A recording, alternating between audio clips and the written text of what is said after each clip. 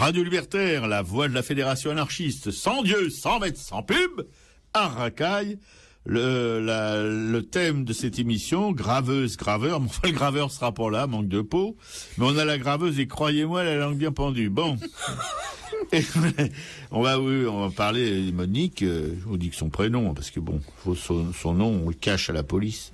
Voilà, parce que quand même, il faut la protéger un peu, hein, elle est en danger, on a ici. Pour un regard en marge sur l'art et une dénonciation des sales coups de la politique politicienne dans le presse-papier. Une petite citation de Piotr Kropotkin dans La morale anarchiste. En devenant anarchistes, nous déclarons la guerre à tout ce flot de tromperies, de ruses, d'exploitation, de dépravation, de vices, d'inégalités, en un mot. Tout ça en un mot, hein, en plusieurs, mais si on veut, qu'elles ont déversé dans les cœurs de nous tous. Nous déclarons la guerre à leur manière d'agir, à leur manière de penser, le gouverner, le tromper, l'exploiter, la prostituer, et ainsi de suite blesse avant tout nos sentiments d'égalité. Voilà, tout ça pour ce matin. D'habitude, je pars de citations un peu plus courtes, mais là, je crois que ça valait le coup parce qu'en ce moment, on est vraiment dans tout ça, quoi, dans la tromperie, dans l'exploitation, la prostitution de tous nos politiques, parce que bon, il y a des prostituées qui sont agréables à regarder, mais il y en a d'autres, c'est vraiment des vraies gueules de cons. Voilà. Tout ça pour ce matin. Après la pause musicale, ce sera la presse papier de la semaine avec deux papiers pour se répéter. Les fascicides de la Filippetti et le 1000 pas à Montreuil par notre camarade Piquetou. Voilà, bonjour. Moi, je vais vous rappeler le numéro du studio, le 01 43 71 89 40, si vous voulez nous joindre pendant les pauses musicales. Oui, et tout de suite, Monique va se présenter en quelques mots, elle va vous dire qui elle est. Et voilà, et puis après, on attaquera le vif du sujet après la pause musicale sur le presse-papier de la semaine. Bonjour Monique. Bonjour Robert. Bonjour à Racaille. Oui, je Alors, il faut que je me présente. Oui, bah oui. Oh là là, mais je croyais que j'allais répondre qu'à des questions. Bah ça, c'est une question, présente-toi. Bon, alors je suis une femme, hein. Oui, je confirme. Bon, j'ai appris la peinture pendant assez longtemps et tout en pensant d'ailleurs au graphisme et en cherchant un atelier de gravure qui me conviendrait. Et j'ai mis 30 ans à trouver cet atelier de gravure et maintenant, depuis 10 ans, je suis en plein dedans. Voilà, donc j'en ai abandonné la peinture en fait depuis 4 ans, tellement je suis prise par la gravure. Bien, et c'est ce qu'on va évoquer au cours de cette émission, le parcours de Monique dans la gravure, ce qu'elle en retire, parce que si vous voulez, dans toutes les pratiques artistiques, toutes les disciplines, mais peut-être particulièrement dans la gravure, la technique a une place importante et évidemment, il faut, pas comme les barbouilleurs amateurs là qui se prennent pour des grands, il faut apprendre la technique, même si on fait pas du figuratif, même si on fait de l'abstrait. Il y a une technique qui est incontournable, on peut pas faire de la xylo comme on se décrotte le nez, quoi. Vous voyez, il faut quand même apprendre le décrottage de nez, c'est un truc inné. Tandis que les techniques de la gravure, pas tout à fait. Voilà, c'est ce qu'on évoquera tout au long de cette émission avec cette charmante graveuse. Je déteste le terme graveuse, mais j'ai vérifié sur le petit Robert, c'est le terme qu'on emploie pour les graveurs qui sont de sexe féminin. Voilà, Monique, qu'on a rencontrée donc sur le marché d'Abastie, le marché de la création à Bastille, sur Richard Lenoir. Ouais, c'est une précision utile. Ouais.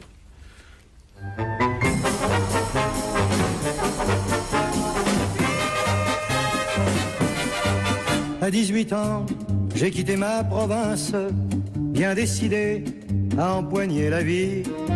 Le cœur léger et le bagage mince, j'étais certain de conquérir Paris. Chez le tailleur le plus chic, j'ai fait faire ce complet bleu qui était du dernier cri. Les photos, les chansons et les orchestrations ont eu raison de mes économies. Je me voyais déjà en haut de l'affiche en 10 fois plus gros que n'importe qui, mon nom s'étalait. Je me voyais déjà adulé et riche, signant mes photos aux admirateurs qui se bousculaient. J'étais le plus grand des grands fantaisistes, faisant un succès si fort que les gens m'acclamaient debout. Je me voyais déjà cherchant dans ma liste celle qui le soir pourrait par faveur se prendre à mon cou. Mes traits ont vieilli bien sûr sous mon maquillage, mais la voix est là, le geste est précis et j'ai du ressort. Mon cœur s'est aigri un peu en prenant de l'âge, mais j'ai des idées, je connais mon métier, j'y crois encore. Rien que sous mes pieds, de sentir la scène, de voir devant moi un public assis, j'ai le cœur battant. On m'a pas aidé, je n'ai pas eu de veine, mais au fond de moi, je suis sûr au moins que j'ai du talent. Mon complet bleu, il y a 30 ans que je le porte, et mes chansons ne font rire que moi. Je cours le cachet, je fais du porte-à-porte, pour subsister, je fais n'importe quoi. Je n'ai connu que des succès faciles, des trains de nuit et des filles à soldats. Les minables cachets, les valises à porter, les petits meublés et les maigres repas. Je me voyais déjà en photographie, au bras d'une star, l'hiver dans la neige, l'été au soleil. Je me voyais déjà racontant ma vie, l'air désabusé à des débutants friands de conseils. J'ouvrais calmement les soirs de première, mis le télégramme de ce tout Paris qui nous fait si peur. Et mourant de trac devant ce parterre, entrer sur la scène sous les ovations et les projecteurs. J'ai tout essayé pourtant pour sortir du nombre. J'ai chanté l'amour, j'ai fait du comique et de la fantaisie. Si tout a raté pour moi, si je suis dans l'ombre, ce n'est pas ma faute mais celle du public qui n'a rien compris. On ne m'a jamais accordé ma chance, d'autres ont réussi avec peu de voix et beaucoup d'argent. Moi j'étais trop pur ou trop en avance, mais un jour viendra, je leur montrerai que j'ai du talent.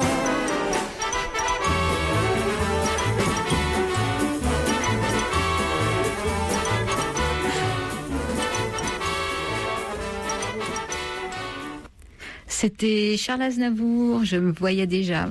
Sur Radio Libertaire, la voix de la Fédération anarchiste, toujours sans Dieu, sans maître, sans pub, à Caille, avec une invitée aujourd'hui, Monique. Monique Raymond, allez, je vous dis son nom, quoi. De toute façon, comme ça, elle sera embastillée avec nous autres, en sortant d'ici. Ouais, Monique Raymond, pour l'émission Arracaille. Et cette musique d'Aznavour, je me voyais déjà en haut de l'affiche pour vous parler des facéties de la Filippetti, une amie de cette émission. Surtout de Robert, d'ailleurs. Surtout de Robert, ouais. Qui peut plus la piffer, qui peut pas la piffer, qui ne peut plus la piffer depuis que il a su, Robert, qu'elle était maquée avec un ancien du GUD. Je dirais c'est sa vie privée peut-être, mais enfin bon. Quand on est petite fille de militants communistes arrêtés par la Gestapo dans les mines de Lorraine pendant la dernière guerre, voilà, et fille de communistes aussi, se retrouver avec un mec du GUD, c'est pas la joie, enfin pour moi en tout cas. Je me dirais, en quoi ça me concerne? Eh ben, ça me concerne. Voilà. Vous causez d'elle pourquoi? Bah parce que encore une fois, elle s'est distinguée à propos d'abord du théâtre Picasso, qui est depuis 5 ans en rénovation, et la Filippetti, ça lui plaît pas que ça dure si longtemps. Enfin, quand on veut bien faire les choses, ça demande du temps normalement. Voilà. Et le fils Picasso, lui, Claude, qui est l'administrateur de la division Picasso, et aime cette conservatrice qui doit faire du bon boulot, et il n'est pas du tout content qu'elle soit virée du musée Picasso, et il conclut ce petit truc en gueulant que la France se fout de son père. Voilà, ambiance. Ça, c'est un articulet du palmipède, vous voyez. Voilà, et toujours dans cet article qui s'appelle Picasso Vom Vroom, c'est relié, si vous voulez, au théâtre impérial de Fontainebleau, inauguré en 1857 par Badinguet, et dont les Émirats arabes unis ont financé la rénovation à hauteur de 2 millions d'euros. Voilà. Bon, ils ont du fric, mais d'où provient ce fric? On sait bien du pétrole, du gaz. Mais on sait surtout aussi que ce ne sont pas des démocraties exemplaires. Ce serait plutôt le même contraire. Ce serait plutôt des autocraties, ou je sais pas comment on appelle ça. Enfin, c'est crado en tout cas. Voilà. Elles sont plutôt dans les. Je sais pas si Amnesty International est dans le coup, mais sûrement c'est encore des pays où les femmes sont voilées, elles ont le droit de fermer leur gueule. Point barre. Voilà. Mais ils ont de la thune. Alors ils rentabilisent ou alors ils se font connaître, ils sont de la pub perso en refilant parce que 10 millions pour ces mecs-là, c'est vraiment de la comme on dit, c'est vraiment du pipi de je sais plus quoi d'ailleurs. Voilà. C'est encore un des comment c'est Donadieu de Varbre, moi je l'appelle nom de Dieu de Varbre, c'est l'ancien ministre de la Culture du temps de je sais plus qui. Chirac ou Sarkozy peut-être, je sais pas, non Chirac je pense plutôt. Voilà, dont Filippetti voilà suit les enseignements. C'est son conseiller. C'est son conseiller. Avec Lang, on avait avec le bouffon Lang, oui, tout à fait, 2 bouffons. Mais vraiment, on n'a pas eu pire comme ministre de la Culture. On n'en a jamais eu vraiment des très bons, mais alors là, ceux-là, par exemple, c'est des vrais nuls. Alors, c'est pas étonnant que cette ministre de la Culture, soi-disant de gauche, mais on en doute de plus en plus, se soit entourée de ces pignoufs. Voilà. Et alors, Donadieu de Varbre, donc le ministre de la Culture de l'époque, a donné le nom, a baptisé ce théâtre napoléonien, enfin, du nom du donateur des Émirats, c'est le théâtre Cheikh Khalifa bin Zayed Al Nahyan. Voilà. Alors lui, il ouvrira ses portes en temps voulu, puisque bon, c'est un voilà pour un comment dirais-je, un donateur aussi généreux. Voilà, il y a aucun obstacle, rien n'arrête, si vous voulez, la rénovation. Et il sera inauguré en présence d'Aurélie Filippetti, qui sait remercier comme il faut les généreux et si à gauche émirs. Ça, c'est là un petit trait d'humour du canard. Parce qu'il faut dire que c'est carrément des tyrannies où les bonnes femmes ont juste le droit de fermer leur gueule. Voilà, ils sont très égalitaires de ce point de vue-là. Et puis, je veux dire, Filippetti, Piquet-Cou va pouvoir vous dire passer quelques infos à ce propos. Voilà, elle n'était pas tout à fait comme ça il y a quelques années. Oui, c'est ça. Moi, sur le blog, là, j'ai déjà mis en ligne hier soir un petit peu les liens qui concernent l'émission d'aujourd'hui. Donc, j'ai trouvé un article de Libé, effectivement, où apparemment, Aurélie Filippetti, il y a quelque temps, rouspétait contre les noms des mécènes étrangers sur les musées nationaux. Voilà. Donc, depuis aussi qu'elle est maquée, plus ou moins, par l'intermédiaire de son gudiste, là, ou son gugus, avec un milliardaire français, là, qui est... Arnaud ou Pinault, oui, Pinault. Voilà, vous savez, le fameux Pinault qui a ouvert une salle aux enchères publiques à Pékin. Les Chinois voulaient pas l'entendre parler, mais avec l'entremise d'Aurélie Filippetti, ministre de la Culture, évidemment. Pinault aussi, qui est un grand pote au bout du genou là de l'Élysée. Hein, vous voyez, tout ça, c'est une petite bande de gauchistes insupportables. Bon. Voilà, j'ai pu me purger du venin qui m'encombrait les muqueuses. À propos de cette Filippetti, cette Aurélie Filippetti auquel la chanson de Dutronc pourrait être... bref. Je retourne ma veste, elle retourne peut-être ses portes jartelles ou je sais pas, enfin bon. C'est pas quelqu'un de très ragoûtant.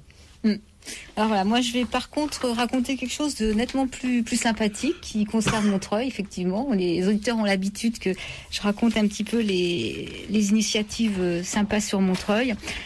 Donc il y a 3 ans, l'association Le Sens de l'Humus et le service des espaces verts de Montreuil donnaient rendez-vous à tous les SEUS motivés, Montreuillois ou pas, sur une parcelle du parc des Beaumonts, une parcelle de 1500 mètres carrés, pour un semi-collectif de blés anciens, des blés c'est-à-dire non transformés, non OGM, qui poussent sans engrais chimiques.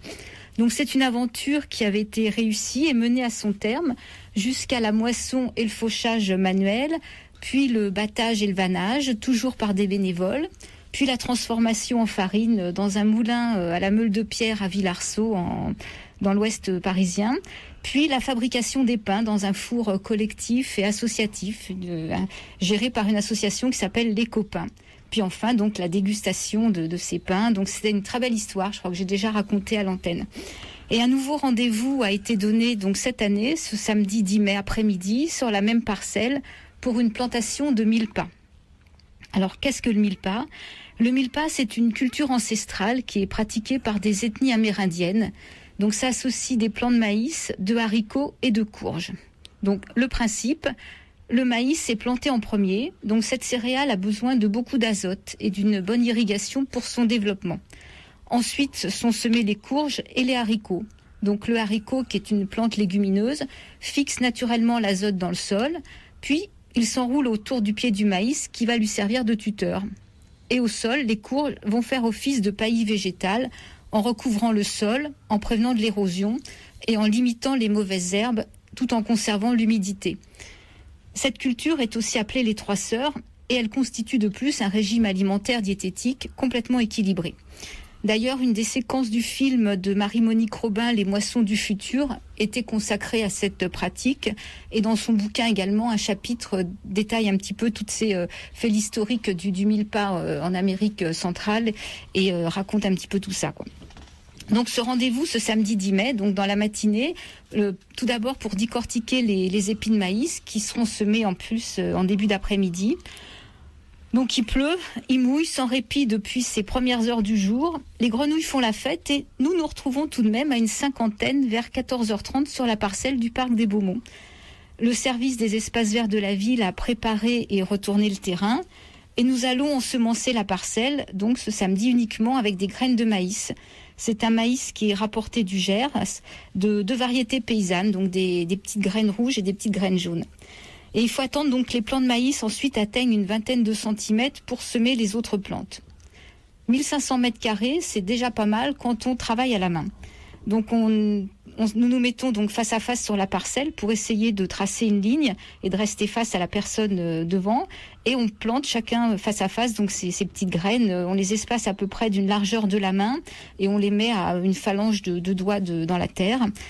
Et bien malgré la pluie et les kilos de terre qui s'amoncellent sous nos chaussures, la parcelle est ensemencée au bout d'une heure. Voilà, ne reste qu'à attendre maintenant que les pousses sortent de terre, voir si le travail a été régulier et si les oiseaux n'ont pas déjà mangé une grande partie de nos graines. Donc voilà, affaire à suivre dans plusieurs semaines pour les plantations de courges et de haricots. Puis voilà. Oui, moi j'ai un exemple. Quand j'étais enfant, à la Cassagne, par Abastens de Bigorre de Pyrénées, et là, il y avait les croquants plantaient du maïs, mais c'était fait d'une manière très familiale. C'était pour l'auto, pour les poules, pour les cochons, etc., etc. C'était pas vendu à l'extérieur parce que maintenant vous allez dans le petit village de la Cassagne, et vous verrez des plantations de maïs partout, mais qui sont arrosées, etc. Or, quand j'étais enfant, eh bien, les plantations de maïs n'étaient pas arrosées et on employait déjà cette technique amérindienne dans le sud-ouest de la France, sauf que j'ai pas le souvenir qu'il y ait eu des courges, mais les haricots, oui. Les haricots qui montaient, on l'appelle la mougette, la mougette de Toulouse, et voilà, pour la garbure. Et c'était déjà dans les pratiques des paysans à cette époque-là. Il n'y avait pas d'arrosage de maïs. Maintenant, non seulement ils arrosent les maïs, mais des plantations énormes, ce qui fait que les rivières sont à sec la plupart du temps. Complètement, voilà, c'est ça. Alors que le maïs peut très bien pousser sans être arrosé. Il suffirait d'employer ces techniques culturelles qui en même temps peuvent rapporter de l'argent, parce que les haricots, c'est bon à manger, c'est de la garbure. Et puis aussi dans le cassoulet. Et puis la courge aussi, c'est quand même un légume. C'est un légume, une courge? Oui, tout à fait. Un légume délicieux, voilà, que je n'aime pas vraiment, mais bon. Donc c'est des plantations, c'est des modes de plantation qui ont un bon rendement. Oui, voilà, en plus, oui, bien sûr, parce que comme l'expliquait Piquet-Cou, le haricot apporte l'azote et la courge apporte l'humidité. Voilà, donc la suite bientôt, quand on continuera nos petites plantations sur le parc des Beaumonts de Montreuil.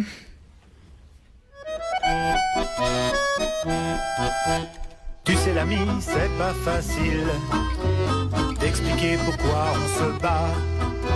Ma campagne est loin de la ville, c'est dommage, on ne se connaît pas.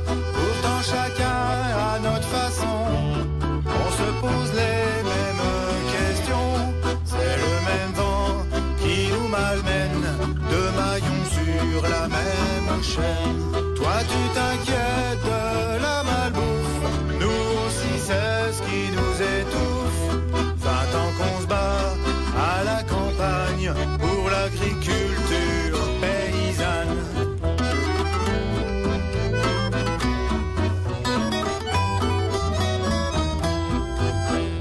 Tu sais, chez toi, c'est comme ici. C'est pas les gens qui font les lois, c'est la finance et l'industrie, sans s'occuper du résultat. Nous on laissera pas s'envoler pour des bénéfices à court terme, tous nos savoirs accumulés, nos bonheurs de vivre à la ferme. Toi tu t'inquiètes de la malbouffe, nous aussi c'est ce qui nous étouffe. On veut rester à la campagne, vive l'agriculture paysanne.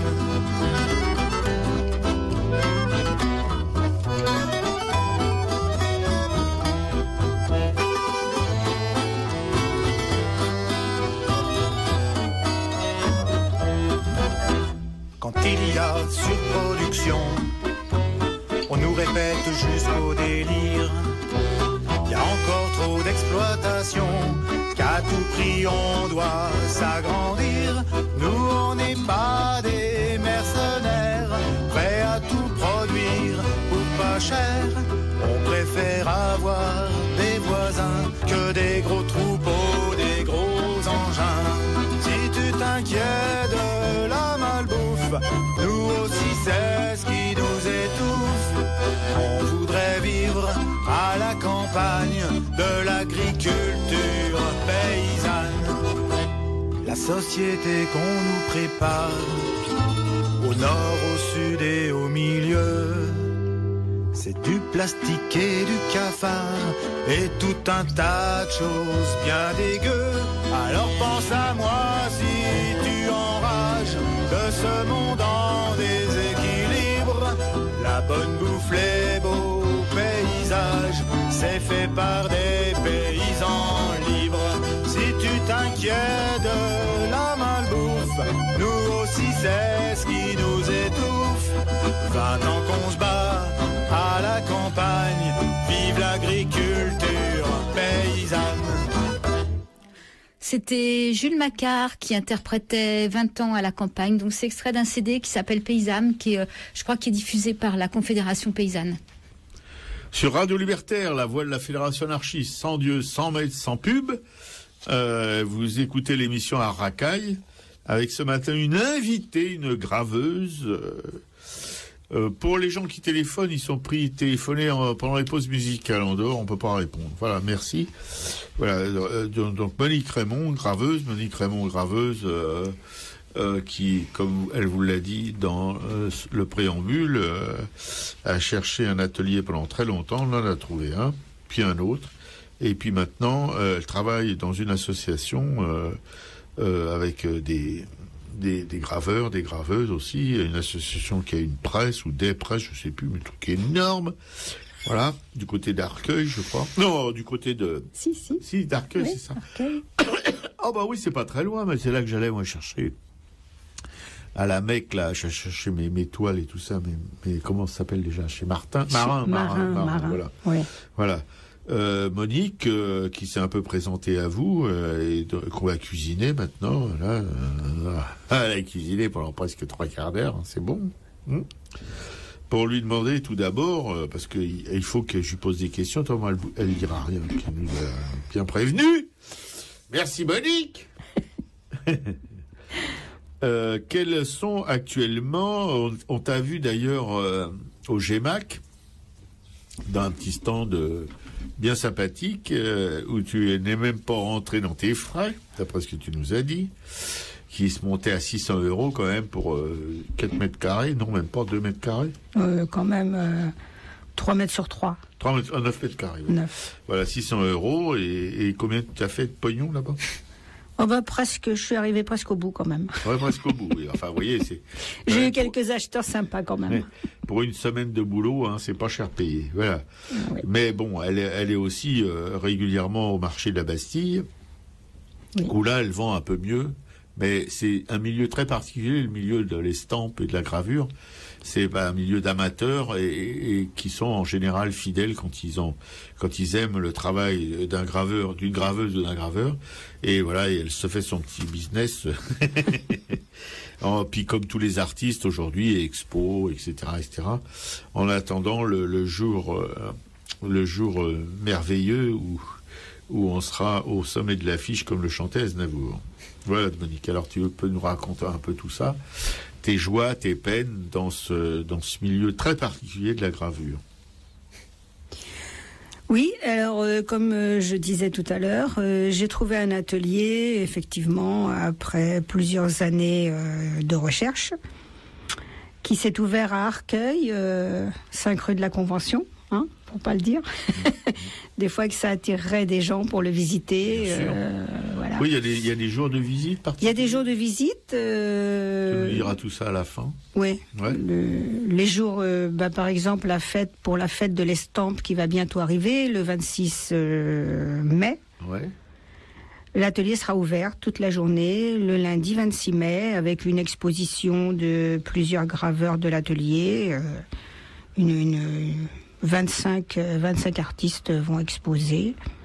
L'entrée est gratuite? Oui, l'entrée est gratuite, oui. Les gens seront bien accueillis. Non, ça c'est important, parce que maintenant tout est payant, alors bon. Non, l'entrée sera gratuite. Donc voilà, j'ai trouvé cet atelier où je me sens tout à fait bien, qui est très bien dirigé par Marilda Simonidi, et qui nous aide beaucoup et qui fait attention au matériel. Les bacs à acide sont toujours en état et plein. Elle vend du papier. On peut acheter du papier sur place. Ça c'est bien, oui. À un prix coopératif ou... Oui, quand même, parce qu'elle achète en grande quantité, donc ça permet d'avoir des prix intéressants. Donc on apporte ses plaques et on travaille sur place. On profite, comme je dis, des bacs à acide. On apporte son encre de couleur, mais l'encre noire est fournie. Donc voilà. Il y a une cotisation quand même. Oui, il y a une cotisation parce que c'est une association.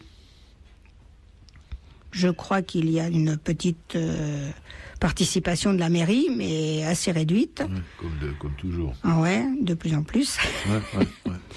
Et voilà, elle s'occupe, donc elle monte les expositions. Elle fait faire des affiches lorsqu'il y en a. Elle organise 3 expositions dans l'année au bénéfice d'un artiste à chaque fois. D'accord. Un artiste peut faire une exposition personnelle dans cet endroit. D'accord. Par ailleurs, cet endroit est aussi un musée où nous avons des presses et des outils de typographes qui sont réunis ici par la mairie. Et une autre partie de l'atelier est dans la deuxième partie de cette galerie musée. D'accord. Et ça s'appelle comment cet assaut? Ça s'appelle ETR Balistique Graphique. Oui, mais ça sera sur le blog de l'émission, www.arracaille.fr. Tout ça sera mis en ligne demain ou ce soir, je sais plus. Ce soir, voilà. Puis écoute son charge, pour que vous soyez bien au fait de toutes ces informations. Bien, après ce descriptif flamboyant de ton activité associative, est-ce que tu peux nous parler par contre maintenant de ton travail personnel? Parce que tu as un travail personnel, tu es plutôt dans une veine non figurative. Tu peux nous expliquer d'ailleurs pourquoi? Alors pourquoi? Parce que j'ai commencé par apprendre la peinture abstraite dans un atelier de La Île-et-Rose. J'ai trouvé un professeur qui était un peintre de métier, qui était engagé par la mairie de La Île-et-Rose pour animer cet atelier. Et je lui ai demandé ce qui était valable dans le courant de peinture abstraite au moment où j'ai abordé, où je suis venue dans la région parisienne, carrément. C'était dans les années 70-80. Tu venais d'où? De Châtellerault. Ah, ouais, d'accord. Centre de la France. Donc voilà, je suis arrivée là pour prendre un poste d'instit d'ailleurs, en fait. Et comme je savais que ma retraite allait venir quand même assez tôt, j'ai cherché un atelier pour apprendre la peinture à l'huile abstraite. Et ce professeur a bien voulu considérer cette direction et m'aider à aborder ce type de peinture. Donc j'en ai fait pendant 30 ans avec lui, ce qui prouve que quand même je suis pas une petite jeunette. Bon. Et tout en pensant quand même au graphisme et à la gravure. Mais et pourquoi? Ça m'attirait, et dans mes peintures abstraites d'ailleurs, je mettais des lignes, je mettais beaucoup de choses qui rappellent le graphisme, mais je me rendais compte que la gravure mettait vraiment en valeur le dessin, bien que je ne voulais pas faire de dessin au sens, au sens auquel on donne à ce mot en général. Donc voilà, dans les salons et autres, j'étais très attirée par la gravure. Mais trouver un atelier, c'était pas évident du tout. Bien sûr, surtout un atelier fiable. Oui, aussi. Et où on se sent libre, où on n'est pas trop dirigé dans une direction particulière. Et il y a 10 ans, j'en ai trouvé un, près de Villejuif, où j'habite, donc à Arcueil. Et l'atelier s'ouvrait, donc on était très peu nombreuses, on était 4-5. Tu dis nombreuses parce qu'il n'y a pas de mecs? Eh ben, c'est rare, c'est très très rare. Oui, puis quand il y en a un, il vient pas. Ah bon? Oui, des fois. Mon petit collègue qui devait venir, oui, il m'a fait fond bon. Donc voilà, dans cet atelier, alors au début 4-5, j'ai été bien secondée, quoi. On m'a bien indiqué comment me servir de la plaque, des différents outils, des bains d'acide, etc. J'ai découvert tout ça. J'ai trouvé que c'était assez prenant, assez pointu aussi. Les techniques sont vraiment pointues. Faut on vraiment. On peut pas graver sans avoir de technique.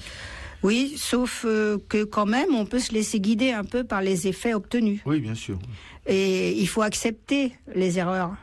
Faut essayer de les intégrer. Ce que moi, j'ai réussi à faire assez vite, parce que dans la peinture abstraite, c'est un peu ça aussi, quoi. Faut équilibrer. Et dans la gravure aussi, il faut équilibrer. Sauf que on se rend pas compte de ce que ça va donner au tirage. Et ça m'intéressait beaucoup aussi. La surprise au tirage. L'œuvre garde son mystère pratiquement jusqu'au bout. Et ça, j'ai trouvé ça fantastique. Et je me suis tellement mise dans ces techniques et dans la gravure que j'en ai abandonné la peinture il y a à peu près 5 ans. Ça fait 5 ans que j'ai pas repris un pinceau. Voilà, et j'en suis finalement heureuse parce que ma peinture était un peu bloquée et la gravure m'a ouvert à un autre horizon. Bloquée à cause de quoi? Je sais pas trop. Je n'aime pas, moi, prendre une technique ou autre comme un truc, quoi. Je veux pas que ça devienne un truc, donc je voulais pas m'enfermer dans une certaine direction. Très bonne démarche. Et ça, je pense que ça m'a ouvert des horizons, mais je n'ai pas encore repris le pinceau. J'attends d'être encore plus avancée. Et d'autre part, il y a tellement de techniques à aborder dans la gravure qu'au bout de 10 ans, j'ai pas encore goûté à tout. Ah, j'aime bien l'expression. Là, je me suis dirigée vers le lino. Et alors qu'il y a 2 ans, je me disais, oh, le lino, c'est un peu bâtard. Moi, ça m'attire pas. Je trouvais que c'était l'enfant pauvre de la gravure. Alors que c'est Picasso qui l'a employé, oui. Et en fait, je m'éclate vraiment dans ce truc-là. Je trouve des choses assez originales, je pense. Et ben voilà, je suis pas encore au bout, donc j'ai commencé l'hiver dernier et je continue dans le lino actuellement et je pense que ça va me tenir encore quelques temps. Ouais. Non, surtout, je t'assure, c'est Picasso qui a remis. Je dis pas que c'est lui qui a inventé la technique, mais pratiquement, parce que il a remis ça. Enfin, il a pas remis. Il a montré qu'on pouvait créer des œuvres pérennes avec ce moyen si modeste, tu vois, à la portée de tout le monde. C'est ça. Mais lui, par contre, à l'inverse de ce que je disais tout à l'heure au bistrot, il a fait des gravures immenses en lino. Ouais. Et avec plusieurs couleurs, etc. Tu vois, c'est quand même. Oui, c'est ça. Et magnifique. Et j'ai connu aussi un artiste catalan, très jeune. Rue des Cascades, là, c'est ça, rue des Cascades, dans ces lieux d'exposition là, de l'atelier d'estampes populaires. L'atelier d'estampes populaires, pareil, il avait exposé une gravure, quasiment un format raisin, tu vois, en 4 couleurs. Ouais. C'était magnifique. Ouais, donc, voilà. Ben, j'ai relevé ça, mais pour dire que c'est pas du tout le parent pauvre de la gravure, quoi. Oui, c'est ce dont je m'aperçois. Ouais. Et bon.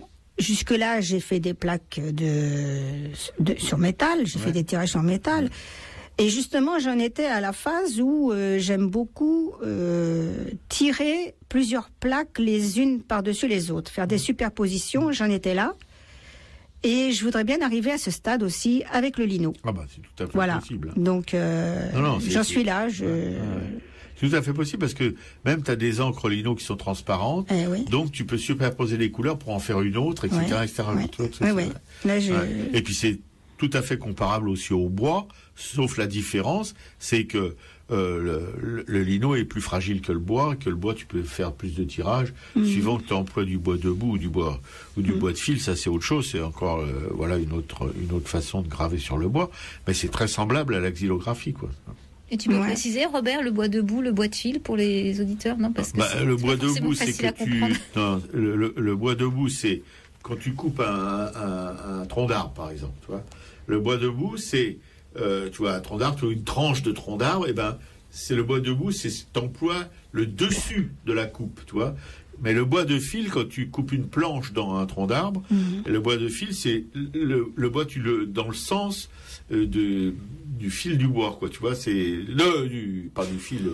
Si on prend une planche de sapin, par exemple, ou de pin, tu vois c'est là où tu vois les lignes, mais pas les lignes. Les rainures. Oui, voilà. Pas les lignes qui indiquent l'âge, tu vois. Là, c'est le bois debout, tu vois. Quand on veut voir c'est les cernes qui comptent, tu vois. Et ça, c'est dans le bois debout. Mais alors, le bois de fil, c'est, les lignes, la linéarité. Oui, enfin bref, c'est des lignes. Verticalité. Allez. Hein? Verticalité. La verticalité, oui. Voilà, le fil du bois, quoi. Pour ceux qui connaissent un peu le bois, on appelle ça le fil du bois. C'est beaucoup plus fruste comme travail que le bois debout, qui était employé pour faire, par exemple, la grande tâche du bois debout, c'est le 19e siècle, où tu avais des graveurs qui c'était des morceaux de bois qui étaient assemblés, tu vois, creusés et assemblés pour faire des espèces de grands formats. Un travail d'artisan magnifique, j'en ai vu, c'est quelque chose d'extraordinaire. C'était poli comme un miroir, et il y avait plusieurs graveurs qui se mettaient sur une plaque, par exemple, qui faisait 30-40 ou 40-50, alors il y avait des spécialistes dans les chapeaux, c'était surtout pour la mode, des spécialistes dans les visages, des spécialistes dans les corsages, etc. Et ils se mettaient à plusieurs pour faire une gravure, voilà. C'était l'âge d'or du bois debout, qui a toujours été dans le bois, la gravure sur bois, dans la xylographie, l'aristocrate, quoi. Voilà. Et maintenant, moi, quand j'étais en Angleterre il y a 30 ans, il restait un seul fabricant de plaques de bois debout. Il avait 80 balais, c'était le dernier, et je sais même pas s'il en existe encore en France. Voilà. C'est la différence. Parce que le bois debout, on peut faire des gravures très fines, comme avec une plaque de métal. Alors. Oui, absolument. Parce que ça se travaille aussi au burin, pareil, à l'échoppe, quoi, tu vois. Voilà. Alors que le bois de fil, là, tu peux travailler avec carrément des gouges de sculpteurs, quoi. Ouais, j'ai pas du tout goûté au bois encore. Ça m'attire pas trop parce que je pense que les belles gravures de bois, ce sont celles où on se sert du fil du bois, justement. Ah non, ça c'est le contraire. Ça, le fil du bois, c'est les gravures les plus frustes. Ah oui, Ouais. oui, mais bon, c'est beau quand même. Oui, ça peut bien Voilà. sûr, non, mais... Non, je parle du coup d'œil, moi. Ah oui, hein. du coup Oui, d'œil, pour le coup d'œil, voilà. Ouais, pour la finesse, c'est le bois debout, mais pour, Oui, d'accord. pour, Non, pour mais les choses plus grossières, si on peut dire, mais Oui. entre guillemets, ça veut pas Voilà. dire que c'est de la merde, mais c'est le bois de fil, ouais. Ouais. Alors, il coûte beaucoup moins cher, il est Bah plus à oui, notre portée, oui, parce oui. que maintenant, on veut Oui. prendre du contreplaqué, toutes ces choses. mais si on veut que ce soit beau, il faut tenir compte, à mon Tout à avis, fait. de Non, voilà. Ce sont deux techniques de gravure différentes. Eh oui, tout Ouais. à fait. Ouais. Donc voilà, moi j'ai pas encore goûté à ça. Non, mais ça viendra. Mais il même, il faut... ouais. ouais. Hein? Non, mais même pour la lino, là, tu nous avais montré au GEMA que des nouvelles plaques, là, c'est pas le lino. qu'on Oui, voit c'est pas habituellement. le lino d'autrefois. J'ai trouvé un lino fin. Et ça m'intéresse parce que ça me permet de le tirer sur la même presse qu'une plaque, que les presses pour les plaques de métal. Ouais, ouais. Voilà, c'est la même épaisseur. Mais il y a aussi d'autres semblables faites avec des dérivés du pétrole là pour la gravure pour le burin.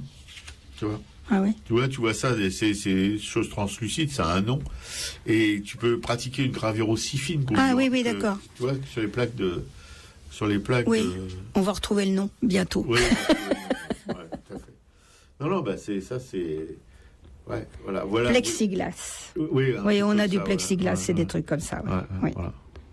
Parce que évidemment le cuivre aussi ça coûte de plus en plus cher. De plus en plus cher, Ouais. oui, Ouais. bien sûr. Ouais.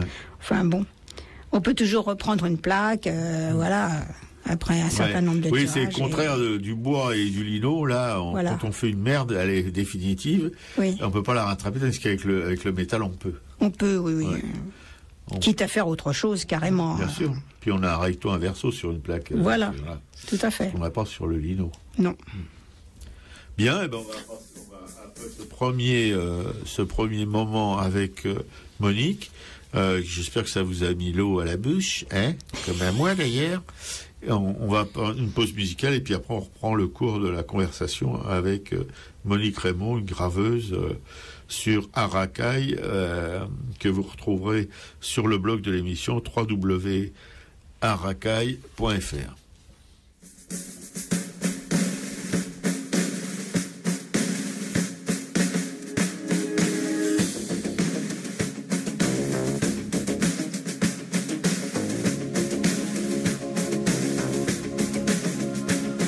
It's coming through a hole in the air from those nads in Tiananmen Square. It's coming from the feel that this ain't exactly real, or it's real but it ain't exactly there. From the war against disorder, from the sirens night and day, from the fires of the homeless, from the ashes of the gay. Democracy is coming to the USA.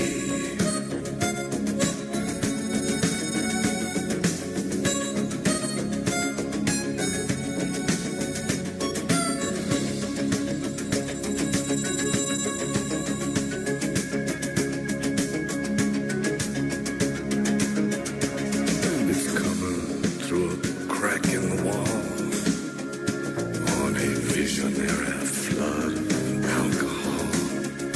From the staggering account of the Sermon on the Mount, which I don't pretend to understand at all. It's coming from the silence on the dock of the bay, from the brave, the bold, the battered heart of Chevrolet. Democracy is coming to the USA.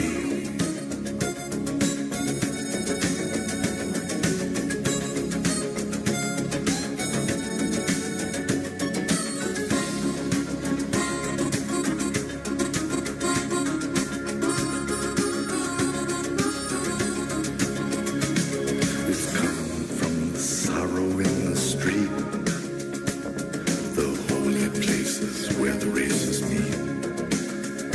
From the homicidal bitching that goes down in every kitchen to determine who will serve and who will eat. From the wells of disappointment where the women kneel to pray for the grace of God in the desert here, in the desert far away. Democracy is is coming to the USA.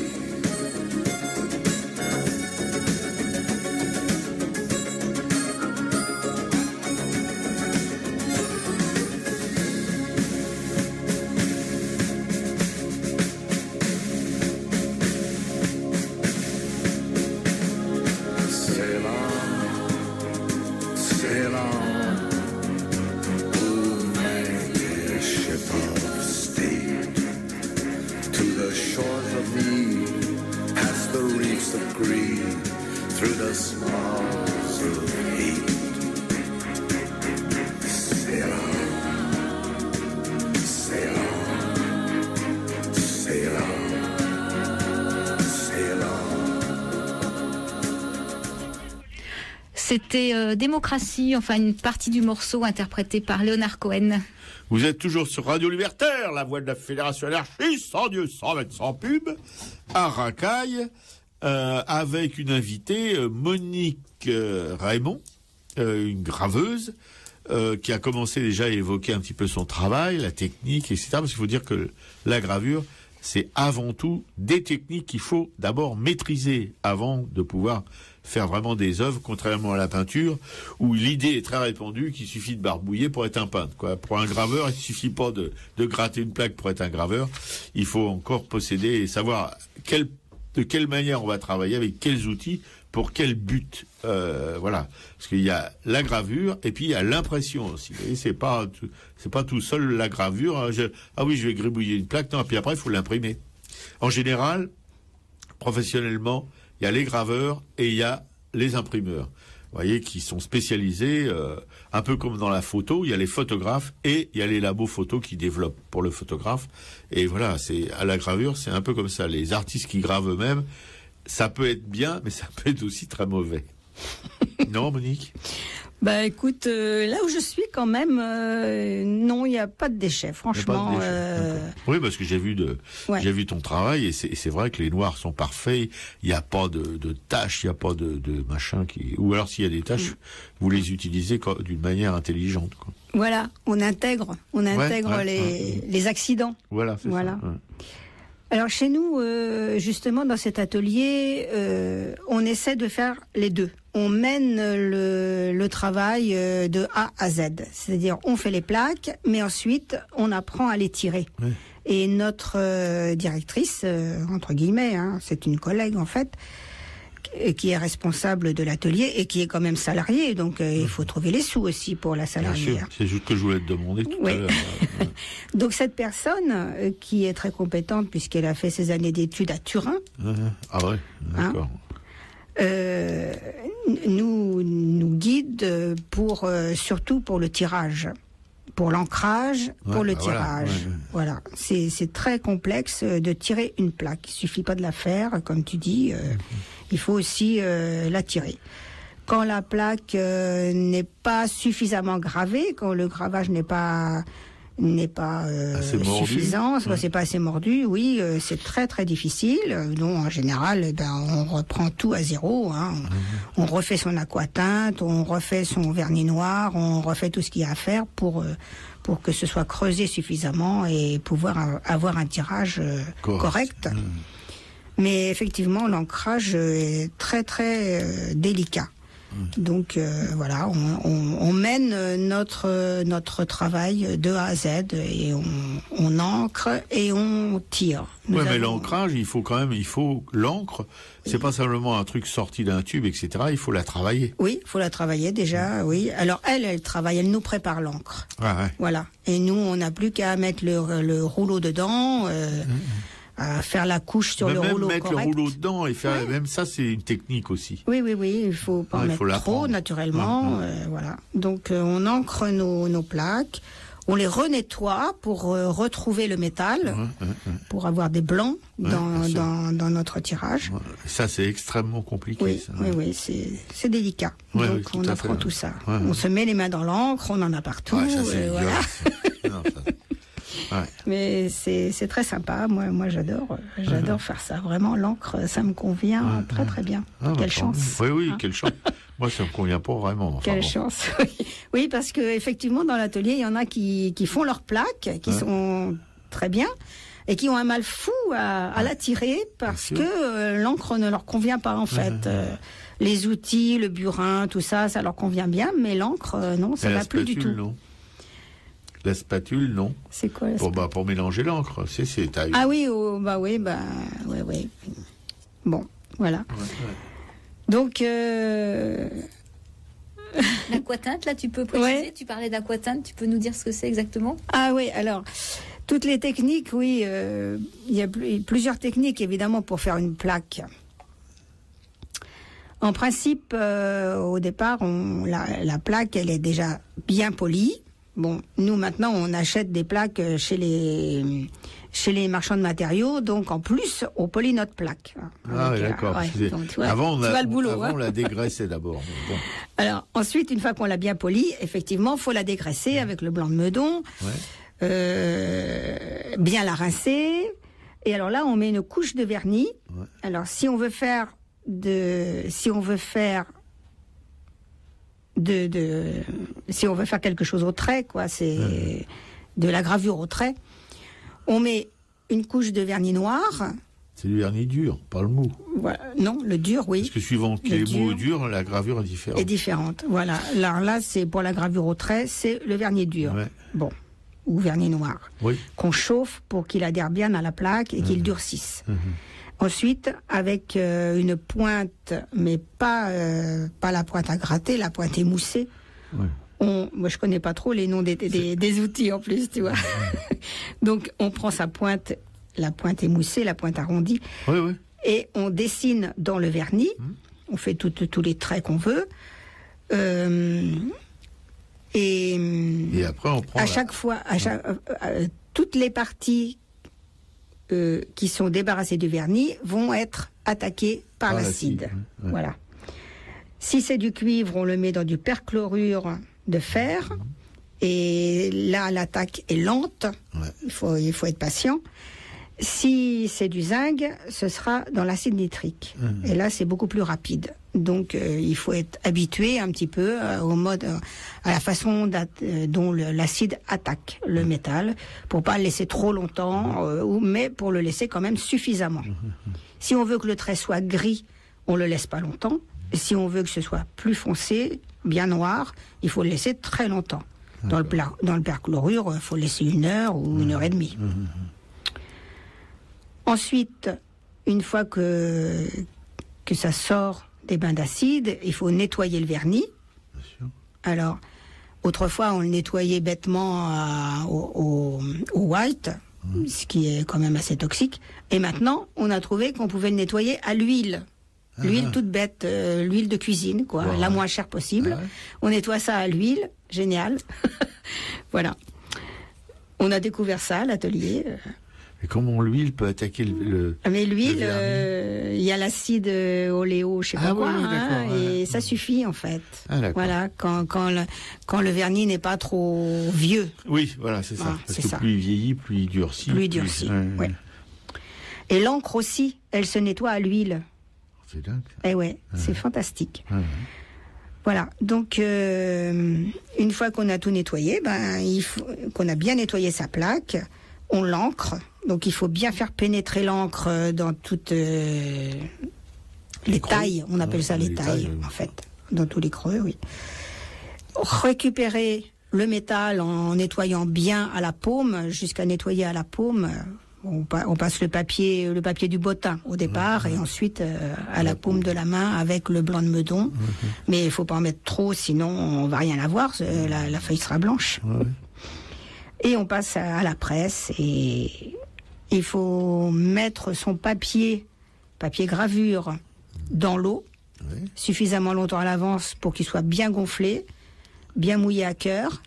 On l'éponge un peu et on le met sur la plaque qui est déjà sur le plateau de la presse, et on tourne la presse. Enfin, on met un linge quand même. Oui, la presse est prête. Hein. Ah oui, elle est prête. D'accord. Oui, la presse est prête. Oui. Donc, on met la plaque sur le plateau, le papier, le linge, comme tu dis, qui fait partie de la presse, et on tourne Et on n'a plus qu'à découvrir son œuvre. Ah. Voilà. Alors, pour les bons élèves, l'œuvre est propre. Et pour les mauvais comme moi, elle est toute dégueulasse. Oui, c'est très compliqué. Il faut pas mettre de traces de doigts. C'est là, évidemment, où ça diffère complètement des pratiques des barbouilleurs. Hein. Et là, il faut vraiment posséder. Et ça se fait pas du jour au lendemain. Ça fait combien de temps que tu fais de la gravure, Monique? Plus de 10 ans maintenant. Plus de 10 ans, voilà. Oui, plus de 10 ans. 10 ans de pratique, et encore, ça peut arriver qu'on fasse des conneries au bout de 10 ans de pratique, vous voyez, donc... Oui, ou une erreur de jugement, Voilà, c'est bon. Ouais. Alors, l'aquatinte, demandait Dominique, l'aquatinte, c'est pour avoir des surfaces colorées sur la plaque. Et ça, c'est obtenu avec une poudre. Et pour qu'une surface garde l'encre, il faut qu'elle soit granitée. Ouais. Alors, ce grain est obtenu avec de la cellophane, une résine qu'on répand sur la plaque. Alors, soit à la main, soit dans une armoire spéciale, une armoire à résine où c'est bien réparti très uniformément. Sinon, à la main, évidemment, on obtient d'autres effets. Donc, le grain, lui, on le chauffe un petit peu pour qu'il adhère bien. Le grain, il protège. Chaque petit grain va protéger la plaque. Donc, l'acide va creuser autour du grain. Ce qui montre à quel point c'est fin, parce que quand on regarde une plaque, quand on regarde une œuvre, on voit le petit grain quand on s'approche bien, mais sinon, de loin, on a l'impression que c'est de l'aquarelle, quoi. Bien sûr. Bah, c'est pas ça, c'est pas la technique du sucre? Non, c'est autre chose. Bah, ça, c'est l'aquatinte. Les surfaces, les surfaces colorées, c'est obtenu à l'aquatinte. Voilà. Donc avec de la résine. Avec de la résine qui s'est déposée, qu'on a chauffé un petit peu pour qu'elle adhère bien, et qu'on a mis dans l'acide. C'est l'acide qui creuse autour de chaque petit grain. Bien sûr. D'accord. Voilà. Ensuite, ancrage, etc. Et tu parlais du sucre. Le sucre, c'est autre chose. Le sucre, c'est de l'encre de Chine sucrée qu'on peut dessiner assez finement avec, parce qu'on peut la mettre au pinceau. Et quel est le rôle du sucre là-dedans? Alors, le rôle du sucre... Attends, je suis en train de réfléchir en même temps, parce que tu sais... Non, évidemment. Voilà. Donc, on dépose ce sucre au pinceau. On peut dessiner assez finement avec... On le recouvre de vernis dilué pour pouvoir l'enlever assez facilement. Donc on le recouvre de vernis dilué. Dixit, mais le vernis normal doit pouvoir marcher. Vernis à recouvrir, c'est pas le même vernis que tout à l'heure. Bien sûr.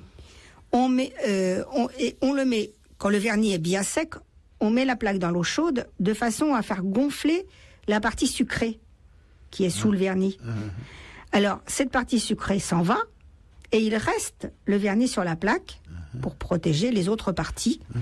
Ensuite, on le met dans l'acide. Alors, on peut laisser très longtemps. Et si c'est très creusé, ça va nous faire du gaufrage au tirage. Le sucre, c'est surtout pour obtenir du gaufrage, en fait. Mais si on veut que cette partie soit colorée, on peut mettre de l'aquatinte.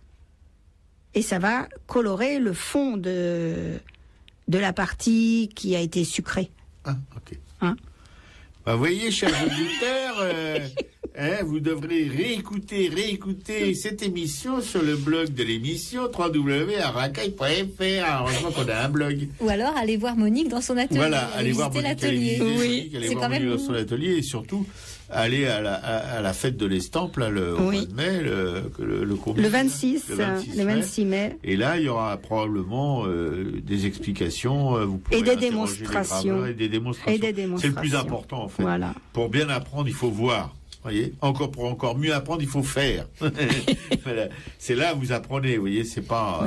Parce que là, ça doit être un peu abstrait pour les gens qui n'ont jamais vu la pratique. Bien sûr, mais le but, c'est pas vraiment... On sait très bien que c'est difficile à appréhender quand on l'a jamais fait. Mais c'est de leur en quelque sorte, de leur faire comprendre que la gravure, c'est un apprentissage. On ne peut pas graver si on n'a pas appris. Voilà, c'est pas parce que, je répète encore ça, c'est bon, je fais des fixettes, fixette des fois, c'est du béalage probablement.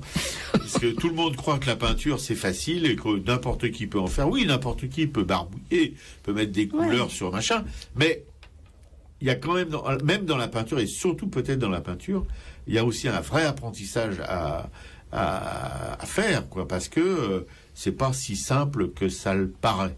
On peut faire des choses très belles en n'ayant jamais touché un pinceau de sa vie, mais ça relève plus du hasard que de quelque chose. Tandis que la gravure, si vous n'avez pas appris, vous pouvez, à mon avis, rien faire d'intéressant. Voilà.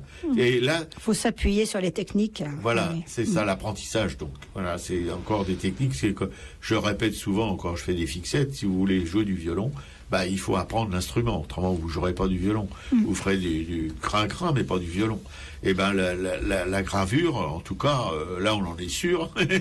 Il faut apprendre pour pouvoir en faire. Oui. Et je pense que le fait que Monique soit venue ici et qu'on a un peu insisté auprès d'elle pour qu'elle parle des techniques, qu'elle parle de son métier de graveuse, c'est justement pour vous faire comprendre que, voilà, en tout cas, un métier, une discipline artistique qui nécessite un apprentissage. Voilà. Et là, je pense que vous commencez à appréhender la chose. Mais est-ce que, par exemple, il y a une technique qui serait plus facile pour démarrer dans la gravure ? Ou est-ce que c'est en fonction de son... C'est plutôt personnel. Est-ce qu'il faut mieux commencer par de la lino, du bois, de la plaque de cuivre, enfin... Ça dépend de la personne, en fait. Ça dépend de la personne. Avec les plaques de cuivre ou de zinc, on a toujours un résultat. Le tout, c'est après savoir se diriger et savoir... continuer de façon à ce que ça donne quelque chose de plus approfondi, quoi. De plus abouti. De plus abouti, parce que ça donne toujours quelque chose, c'est sûr. Oui, mais enfin, pour un amateur d'estampes, lui, ce qu'il regarde d'abord, si l'impression est belle. Oui, c'est vrai. Si le trait est intéressant, il y a des critères qui sont incontournables. Oui, c'est vrai. Un vrai amateur d'estampes, il va pas acheter un truc qui est pas complètement abouti, quoi. Tout à fait. Oui, c'est vrai.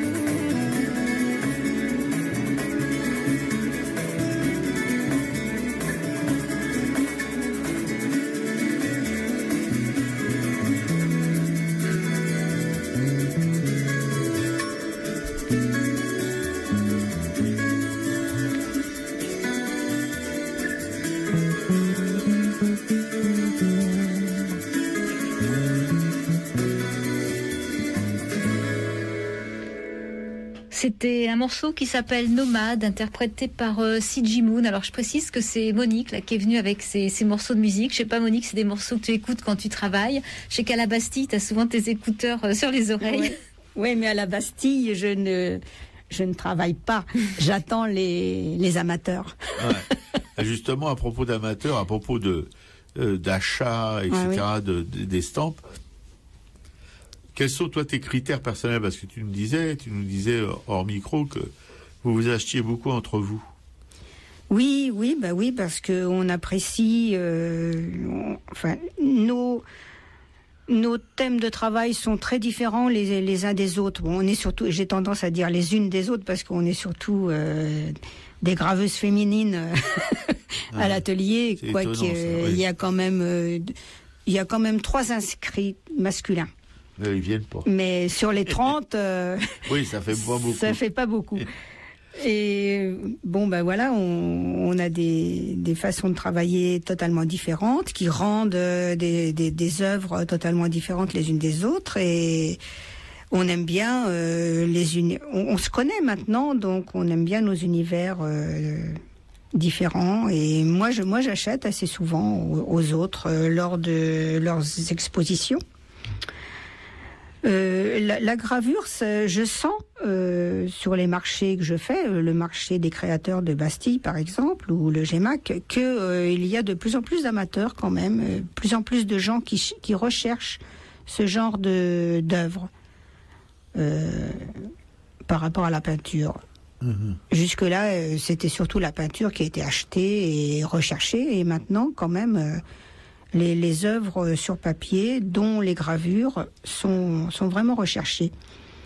Mais il faut que les gens aient un œil averti, surtout en ce qui concerne la technique, parce que on reconnaît bien si la technique est approfondie, si l'artiste connaît bien ses techniques, ça se sent dans les tirages. En dehors de l'univers que l'œuvre représente, c'est quand même un critère aussi pour les amateurs, pour ceux qui veulent acheter. Voilà, donc... Ouais, bien sûr. Et toi, tu achètes évidemment, mais quand tu es sur le marché, est-ce que déjà tu as des amateurs qui sont revenus plusieurs fois? Oui. Eh ben oui, j'en ai quelques-uns qui sont revenus. Ouais. Et là, j'ai même une personne qui m'a contacté, que j'ai vu sur le marché le petit marché entre guillemets, parce que c'est pas cher par rapport au GEMAC, sur le petit marché des créateurs. Et elle m'avait dit, je viendrai au GEMAC. Et effectivement, elle est venue et elle m'a acheté 2 gravures. Et apparemment, je pense qu'elle reviendra. Une Allemande aussi est venue sur ce petit marché et je pense qu'elle reviendra me voir. Elle était enchantée, elle voulait tout acheter, ce qui m'aurait fait plaisir, mais ce qui m'aurait ennuyé quand même aussi, parce que il faut quand même un fond, il faut que les gens aient de quoi regarder, quoi. Bien sûr. Pour pénétrer, pour se comprendre, pour se parler. Il faut tirer. Voilà, oui, il faut tirer. Tu as suffisamment de plaques gravées pour pouvoir oui, alimenter. tout à Quoi, fait. Mais je fais pas beaucoup d'exemplaires. Enfin, je veux dire, de tirage d'une plaque. En général, je m'arrête à 11, 15. Ah ouais, c'est... Ouais. Bah oui. Ah, c'est bien ça. Parce que je Pour me les suis amateurs. aperçu quand même que les plaques, elles s'écrasent. Oui, Le trait est moins net après. Sauf, alors il y a un procédé, l'aciérage, il faudrait aller les faire aciérer. Mais moi, je ne le fais pas. Je préfère faire une autre création plutôt que qu'aller trop loin. Ouais. Sauf qu'à Amsterdam, dans l'atelier de Rembrandt, il y a un graveur qui tire des estampes sur des plaques de Rembrandt. Oui, Et puis très fine, hein, la gravure est très fine. Pas très noire, j'ai remarqué. Non, pas très noire, mais... Donc il doit pas mettre une pression énorme, tu vois, pour ménager la plaque, probablement. Peut-être. Ah, ouais. Je sais pas. Ouais, voilà, bon. Eh bien, je pense qu'on va peut-être... Ouais, je sais pas, tu veux pas nous dire un petit peu les prochains rendez-vous là de l'estampe, parce que tu parlais de la journée du lundi 26 mai. Oui. Alors le lundi 26 mai, je ne sais pas à partir de quelle heure ce sera ouvert, mais de toute façon l'après-midi, ce sera ouvert tout l'après-midi et il y aura des démonstrations. Et l'atelier est toujours ouvert lors des journées du patrimoine, qui ont lieu en fin septembre, je crois, ou mi-septembre. Enfin ça c'est national, donc les journées du patrimoine, c'est un week-end, c'est le même week-end pour toute la France. Donc voilà, sinon... Il n'y a pas un autre rendez-vous à Saint-Sulpice? Non, il n'y a pas aussi Oui, Saint-Sulpice. Saint-Sulpice, ce sera... En juin? Oui, 16 juin, c'est ça, 16 juin. 16 juin, d'accord. Parce que j'ai cherché, en fait, hier, on regardait tu l'as pas eu, oui. On n'a pas trouvé la date. D'accord. Ah oui, je comprenais pas là. Donc le 16 juin, journée de l'estampe, de 10h du matin à 22h. Voilà. Il y a combien d'exposants à peu près, tu sais, non? 150. Et tu sais s'il y aura des démonstrations là aussi, non? Oui, il y en a qui font des démonstrations. Oui, il y a des démonstrations parce qu'il y a l'atelier Moret qui prend toujours un stand et qui montre... l'atelier Moret, c'est le plus célèbre de Paris pour les tirages en taille douce. Et il y a aussi notre fournisseur, Joupstoup, qui sera présent. D'accord. Il a toujours un stand aussi. Pour acheter du matos. Oui, il montre ses encres, il montre, alors il montre des nouvelles plaques, un nouveau procédé, la photogravure, que j'ai pas encore abordé, moi. Je suis assez traditionnelle. La photogravure, il y a le mot photo dedans, donc la base c'est une photo. Ouais, c'est avec, c'est une méthode photomécanique de, voilà, c'est ce qu'on emploie dans l'imprimerie, enfin dans la presse, avec l'offset, tu vois. Oui. Mais là, évidemment, l'artiste se permet de retravailler dessus. Voilà, c'est ça. Voilà. Ouais, tout à fait. Ce sont des plaques qui sont insolées et après, on va jusqu'au tirage. Jusqu'au tirage traditionnel. On peut faire des tirages traditionnels ensuite. Ça, c'est un de mes premiers boulots. J'étais dans une imprimerie, j'avais 18, 19, 20 ans, 21 ans, 22 ans, 23 ans, je ne sais plus. Enfin, au début de de ta longue carrière professionnelle, Et alors, j'étais venu pour être un créateur, quoi. Ah oui? Oui, mais en fait, je dépouillais, j'insolais, je dépouillais des plaques... Des plaques de photogravure, quoi, des grands, dans des grands bacs avec de l'acide, et j'avais une brosse à chien dent. Voilà, c'est ça. C'est ça. Ouais, bon, voilà, c'était très plaisant. C'était pas tellement la création que tu espérais. Non, j'ai fait une création. J'avais fait une création. Je suis pas resté longtemps. Je me suis barré parce que quand j'ai vu que c'était, parce que tu sais, c'était que du brossage. Ouais, on est quand on est jeune, on croit toujours. Je me souviens, mon fils aîné, il a fait les Beaux-Arts de Nîmes et en sortant, tu vois, il pensait qu'il allait être des directeurs artistiques. Pareil, il est rentré dans une imprimerie. Et directeur artistique, les mecs, tu parles, ils l'ont capté comme ça, puis il a fallu qu'il apprenne en fait son métier, quoi, tu vois, de graphiste. Oui. C'est pas en sortant des Beaux-Arts que t'es graphiste, quoi, tu vois. Donc, il a attendu 7 ans sa promotion de directeur artistique, et si bien qu'à un moment, il s'est barré, quoi. Une fois qu'il connaissait le métier, il s'est barré. Ouais.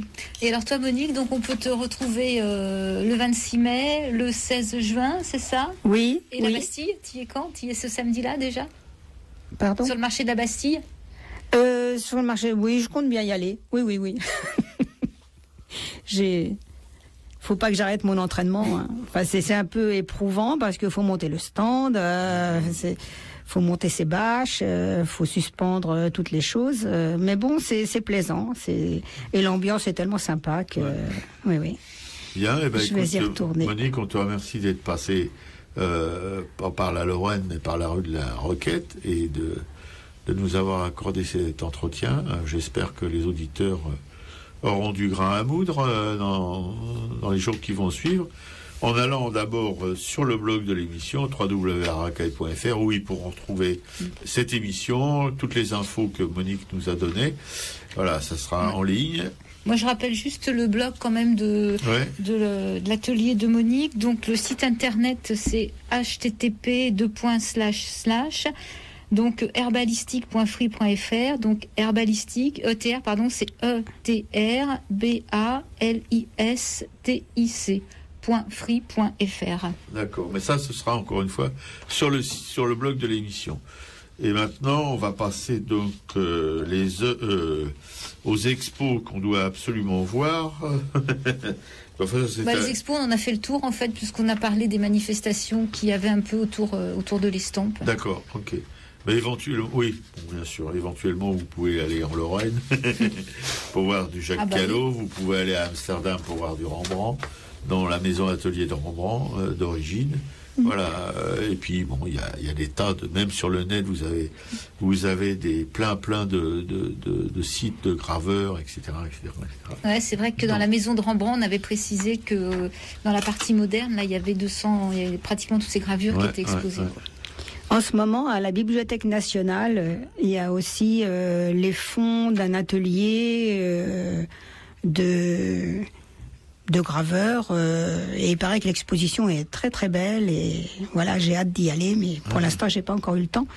Mais bon, on peut signaler cette exposition. Tout à fait. Plein d'œuvres sur papier à la Bibliothèque nationale Mitterrand. Mitterrand, pas celle qui a rue Richelieu. Ouais. Voilà. Alors on va passer aux œuvres de la Fédération anarchiste, hein. Bon, tout de suite. Que je mette mes yeux. Tout d'abord, cette édition des mondes libertaires, hein. Arceau, bon, pour un bouquin consacré à Sacco et Fancetti. Vous savez, ces deux anarchistes italiens qui ont été zigouillés aux États-Unis. Complètement à tort. D'ailleurs, ils ont été reconnus non coupables pas récemment, mais il y a quelques années, voilà. Parce qu'en 1917, comme vous le savez, les États-Unis, comme la plupart des pays occidentaux, entrent dans le conflit mondial. Or, pour échapper à la mobilisation, les anarchistes Ferdinand Sacco, dit Nicolas Sacco, et Bartolomeo Fancetti se réfugient au Mexique avec une trentaine de camarades, et insoumis surtout, des camarades insoumis, oui. Quand ils rentrent clandestinement au USA, quelques mois plus tard, de nouvelles lois sur l'immigration suscitent la colère des anarchistes et des attentats visent les responsables de cette politique xénophobe. Vous voyez, les anarchistes anciens, ils n'hésitaient pas, c'était pas des mous du genou, hein. Quand ils n'étaient pas d'accord, boum, ça explosait. Et puis là, ça mettait les gens au diapason, quoi. En 1920, la répression policière, oui, évidemment, c'est toujours relatif, s'abat sur le mouvement libertaire, provoquant notamment la mort d'Andrea Salcedo. Voilà, vous allez sur le net et vous tapez les éditions libertaires, les éditions du Monde libertaire, et vous aurez tout le développé de cette proposition de livre. Le prix est de 5 €. C'est la collection Graines d'ananas, et les auteurs sont Ronald Krieg, et Franck Thiriot. Voilà, c'est les éditions du Monde Libertaire, une œuvre de la Fédération anarchiste. Ensuite, vous avez le Monde Libertaire, l'hebdo de la Fédération anarchiste, qui paraît toutes les semaines, dans lequel vous pouvez trouver des articles, évidemment, concernant notre mouvement, mais aussi des plumes extérieures qui parlent de ce qui se passe dans le monde, qui sont critiques ou qui soutiennent. Bref, vous avez aussi des brèves, pas des brèves de comptoir, hein, mais des brèves pour ceux qui ont pas le temps de lire des grands articles de fond. Et puis vous avez aussi la vie du mouvement, et puis des cartoons qui déménagent, de jeunes cartoonistes, voilà, qui ont pas la plume dans la poche, à défaut de la langue. Voilà. Ça, c'est le Monde Libertaire qui paraît toutes les semaines, que vous avez en dépôt de presse à la Librairie Republico, 145 rue Hamelot à Paris, dans le 11e, et métro Oberkampf, fille du Calvaire, ou à Peuplec. N'y allez pas en bagnole, hein, parce que pour vous garer, c'est nada. Vous pouvez y aller à Pince, vous pouvez y aller en métro, vous pouvez y aller en autobus, mais pas en vélo. Et en vélo, oui, parce que il y a des Vélib dans Paris. Voilà. Le Monde Libertaire, que vous pouvez trouver en dépôt de presse, je répète, à la Librairie Publico, avec ses petits frères et ses petites sœurs, non, surtout ses petits frères, qui est le hors-série, en dépôt de presse aussi, et le quinzomadaire gratuit. Mais gratuit, vous pouvez aussi donativo, hein, si vous avez de la thune. Voilà. Tout ce petit monde-là, la Librairie Publico, une librairie qu'on espère voir vivre encore aussi longtemps qu'elle a vécu, c'est-à-dire plus de 60 ans. Voilà. Et puis, donc, pour la soutenir, la Librairie Publico, vous pouvez, évidemment, la meilleure manière de soutenir une librairie, c'est d'y aller et d'acheter des bouquins. On peut les acheter aussi sur le net, mais moi, je pense que y aller, c'est quand même mieux que d'être sur le net, voilà, pour respirer un peu l'ambiance de ce lieu historique. Voilà. Et puis évidemment, la librairie aussi, vous pouvez devenir un ami de la librairie, et puis filer de la thune aussi pour alimenter la trésorerie de cette librairie. Voilà, pour qu'elle vive, pour que son permanent Laurent puisse au moins aller jusqu'à l'âge de la retraite sans avoir à retrouver du boulot d'ici sa retraite. Voilà, déjà ça serait bien humainement, bon, s'il pouvait continuer à bosser sans se faire de soucis pour l'avenir. Et puis pour le mouvement anarchiste, c'est quand même un lieu mythique connu dans le monde entier, et ça serait une catastrophe, de mon point de vue en tout cas, que je partage, si elle disparaissait. Voilà. Vous avez aussi Radio Libertaire, que vous écoutez en ce moment, évidemment, avec une qualité d'écoute assez remarquable. Pourquoi ? Parce que on a d'abord un technicien qui s'en occupe magnifiquement bien, et bénévole, évidemment, de jour comme de nuit. Radio qui émet depuis Paris et diffuse aussi sur Internet. Vous pouvez trouver tout ça sur le net, hein. Vous tapez Radio Libertaire, vous aurez toutes les informations. Il y a une carte d'auditeur qui coûte 20 €, que vous pouvez retirer à la Librairie Publico. Vous pouvez la demander à notre camarade Laurent, c'est permanent de notre cœur, voilà. Et puis vous pouvez aussi devenir ami de l'association de Radio Libertaire, je pense que c'est ça, oui. Voilà, il y a encore de la thune à vous traire, etc., etc., etc. Voilà, ce sont les 4 œuvres de notre fédération anarchiste. Évidemment, ça peut vous gonfler toujours ces fins d'émission, parce que je vous le rappelle éternellement les mêmes choses, mais je pense que c'est nécessaire pour que ça rentre dans vos petites têtes. N'est-ce pas ? Bon, on vous salue bien, on vous remercie de nous avoir écoutés, et puis à la prochaine. Bon, merci Monique, hein, merci Monique. Merci à vous de m'avoir accueilli. Ça fut un plaisir, cher ami. Voilà, moi je vais juste faire une petite annonce là, avant de quitter le studio. J'avais évoqué lors d'un presse-papier précédent un collectif abrésien, donc de Saint-Jean-de-Bray, qui se mobilisait contre un projet Oxylane. Les projets Oxylane, ce sont des projets Décathlon qui empiètent en fait encore sur des terres cultivables, et plusieurs collectifs donc s'étaient réunis, et derrière tout ça, c'est la famille Muliez qui est aux manettes. Donc ce samedi 17 mai à 13h30, donc il y a un rendez-vous qui est donné à Roubaix. Donc Roubaix, c'est là où il y a le siège social de l'association de la famille Muliez, justement. Et donc une marche est organisée donc de 8 km pour rejoindre Néchin. Alors Néchin, c'est en Belgique, et en fait pourquoi Néchin ? Parce qu'une grande partie de la famille Muliez est partie donc de l'autre côté de la frontière, dans un petit paradis fiscal. Donc, si vous avez des petites forces et des grosses forces, rendez-vous samedi à 13h30 au parc Barbieux à Roubaix. Donc, c'est un arrêt de tram, c'est l'hôpital Provost, c'est tout près du siège social donc de Association Familiale Muliez. Et là, il y a une petite marche donc jusqu'à 17h et après, il y a éventuellement des bus qui permettent de revenir sur Roubaix, quoi. Voilà, donc moi, si je suis courageuse, j'irai ce samedi et je vous raconterai ça mardi prochain. Bon courage.